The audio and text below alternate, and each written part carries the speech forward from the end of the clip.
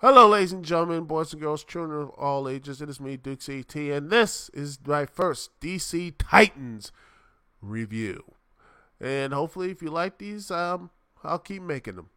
Anyway, let's get into the pros, and I'll get into the content. Well, we got one big one, and y'all know what that one is.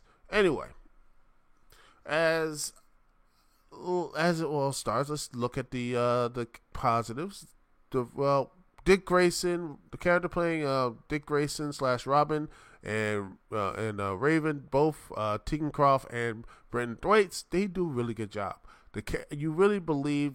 First, I think Robin, the guy playing Robin, Brenton Thwaites, did a pretty good job playing as older Dick Grayson that just seems burnt out of being Robin at this point. If he feels like he's becoming, the reason why he stopped wanting to be Robin is because he didn't want to be like Batman.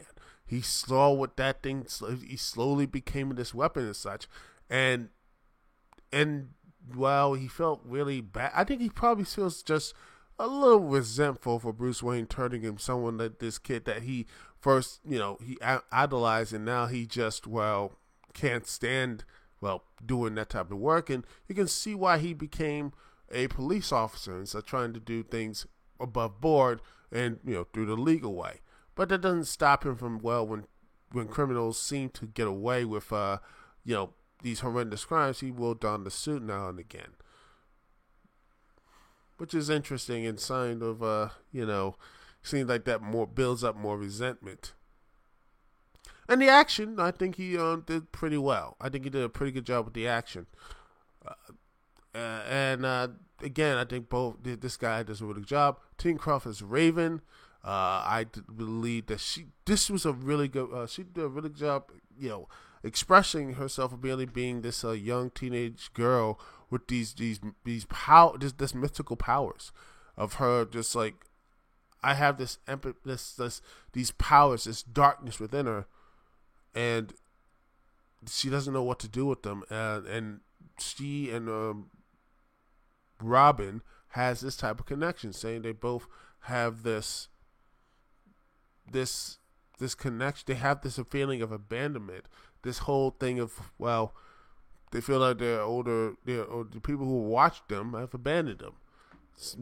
With Bruce and Dick, and then Rachel, and she feels alienated because her soul self, which will probably be the key of waking up Trigon, that gets her mother killed by this mysterious preacher dude, which pretty much is the story of this first episode of Rachel and Robin both meeting up and trying to you'll see a quick glance of how the live action Raven pretty much is just very powerful but very reluctant to use her powers.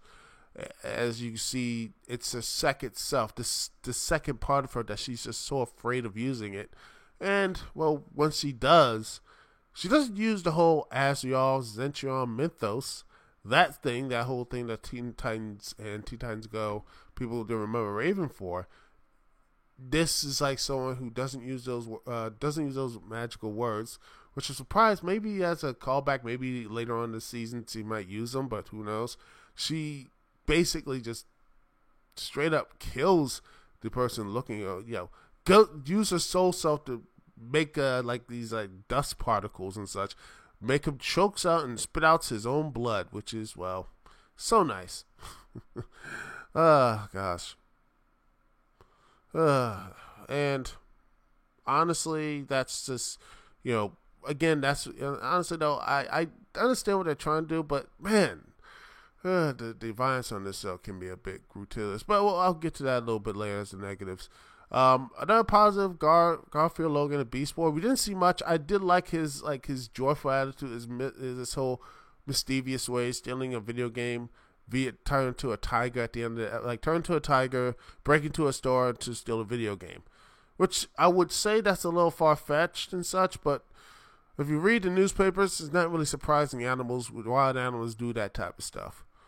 Then again, I never thought of a tiger going into a department store and stealing something like that. But then again, who knows? It's probably somewhere out there right now. A tiger is probably doing that. So, Anyway, let's I think another positive is the atmosphere. It's really dark and dreary, and it makes the show feels this really, you know, kind of dour show. Makes it feels kind of dour and such. But I think that helps the show, the atmosphere. And if you like that stuff, and I kind of do, but I can see why that could be a bit of a negative. And roll on to negatives. Ooh, man, the negatives. First, the main one is Anna Drop is Coriander's Starfire. Man, I'm sorry. The whole production staff ruined her, and it's a shame because Anna Drop did try to do a pretty good job when her acting and such is when she is this tough, strong, the tough, strong, it comes off like, she's super strong and all this stuff. I'm like, yeah, this is great, but the production, that wig, the clothes, and the way she kills people, I'm like, holy crap. I know Starfire in the movies, not in the movie, but in the comics, she can kill and has killed. But man, she just there's a scene later on. She's got amnesia, because that's a great way to do it. But here's the one thing, and it starts off in Vienna, Austria, as she has amnesia from a car crash. She's trying to regain her memories, and they realize that she tied up this dude, trying to say, oh, we finally found this girl, and that girl is, Rachel Roth, a.k.a. Raven. And then after all this, she goes to contact a man named Konstan Kovar. And you know who that is? Well, ladies and gentlemen, Konstan Kovar is Red Star, a hero. Yes. Who also is called Starfire. And affiliated with the Teen Titans. oh wow! I mean, and you know what they do to him? He burns him up. And I know he's a Russian superhero. I know that we in the Americas hate Russians right now, but man, they did him dirty here. I mean, come on. And yeah, he was super. He has all this stuff.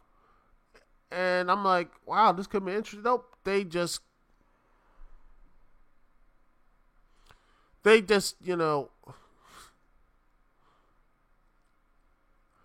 I mean, wow. I just, oh my gosh. It's just like, this is, it's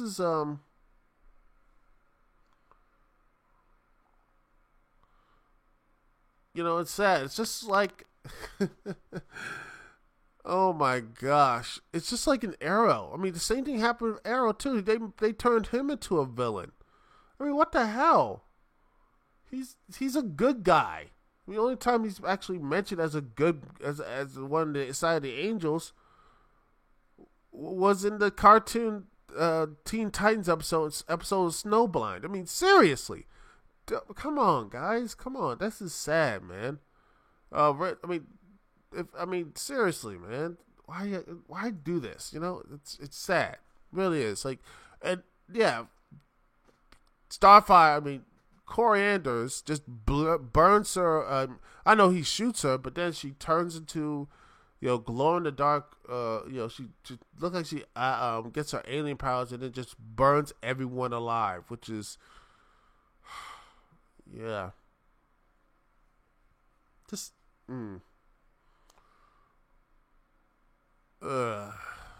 that's just, to me, terrible, I'm sorry. I'm like, yeah, this was really as mean, and it just turned her to a very mean-spirited character. And I don't want to have someone like, and honestly, if that wants to be fine, but man, the outfit, the actions this character has, it's a shame, because I think Anna Drop is doing her best job of acting in this. She does a decent job, but man, the way the writing and the production, when she's not killing and such, and she seems like, oh, right, this looks like, it's like Starfire, and I don't know who she's working for. I wouldn't be surprised she's working for some type of like Cadmus or something like that. I don't know, but here's hoping.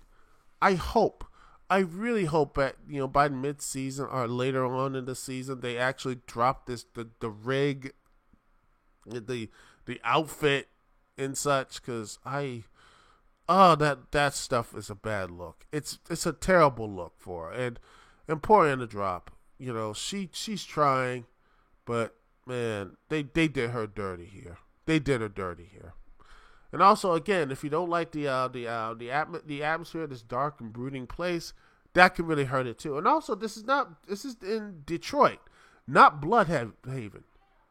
Bloodhaven, which was set up in the comics and TV shows and everything else, it was set up to do this stuff. I'm like, why are you going away from this? Why are you setting this up in Detroit? Why did you take Robin, Dick Grayson, out of the one element that was already set up for him?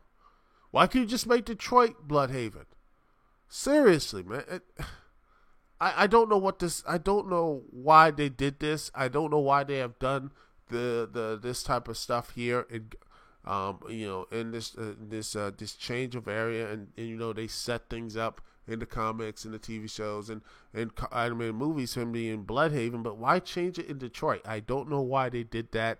I think it's a pretty dumb thing. I truly think if they just said it was Bloodhaven, no one would have minded. It would have been a really good, again, a nice little nod to what Dick Grayson presides. It's a shame they did that.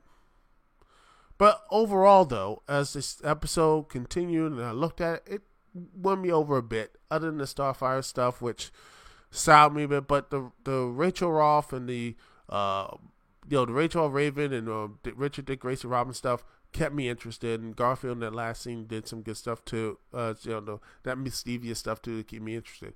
First episode, I give it a 5 out of 10 average. But there was some good stuff here, but bad stuff here as well. Not something that need to blow it away. It's not like above average or good. I think there's positive elements, but I think I need to see more episodes in the future to see if they can find a way to make sure this show continues to grow and to become actually something that it can be special. Because I heard some good things after Comic-Con. I'm hopeful by week 4, week 5, we have more of a positive repertoire, because they stumbled out the gate, but overall though, I think there were two people that really kept me interested in here is Raven, Tinkoff is Raven, and Brendan Thwaites as like Dick Grayson with Robin and such. I think those two really did a good job, and they tied over to stuff like that, and it makes me interested to see where that stuff leads. Just hope they really messed up Starfire here, and I hate that. I really do. So that's my review. Unscripted, of course. So maybe I'll script these next time, but this is my real raw thoughts of it, and watched it once and twice to really get my sink my teeth into it. Anyways, Duke CT here. Peace, love. I'll see you when I see y'all later.